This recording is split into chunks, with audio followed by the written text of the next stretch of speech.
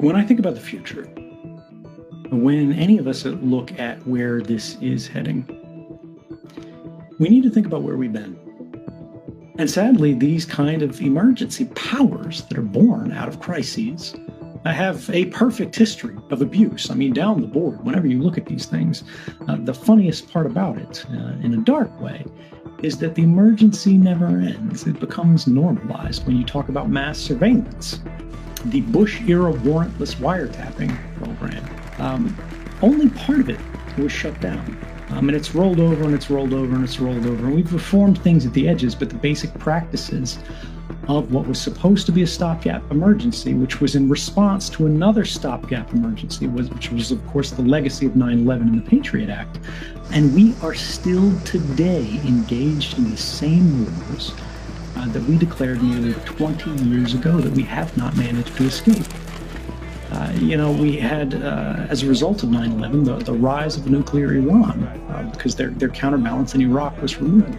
We saw authoritarianism begin to creep across Western societies, places we wouldn't expect, like Hungary and Poland.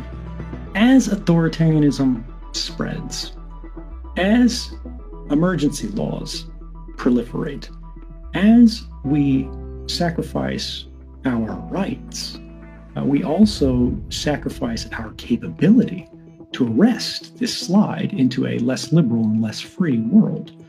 Do you truly believe that when the first wave, the second wave, the 16th wave of the coronavirus is a long forgotten memory, that these capabilities will not be kept, that these data sets will not be kept?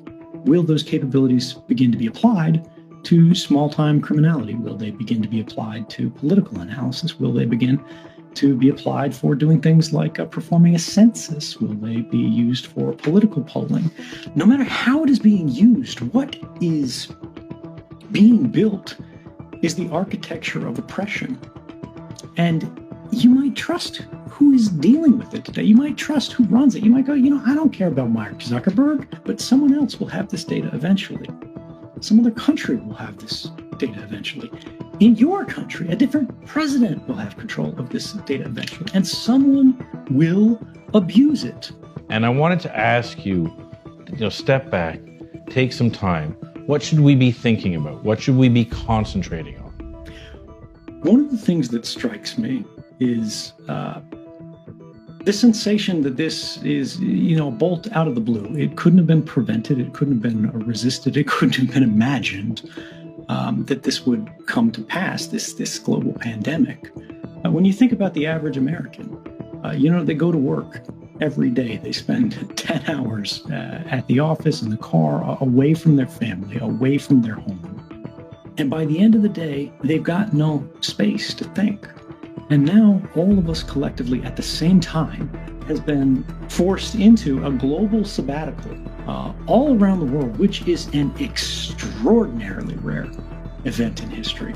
We are at one of the only moments that will be in our lifetimes where the system is so stressed and so overextended and the leadership so clearly out of its league that we have the ability to make not reformative changes, but revolutionary changes, that we can actually change the functioning of society, that we can actually change the structure of the system that controls and influences our lives, the way that we are being monitored, the way that we're being tracked. Because these systems, if we do not change them, will not simply be used to monitor our health. They're going to make decisions for us on an automated basis to determine who gets a job, who goes to school, who gets a loan, who gets a home, and who does not.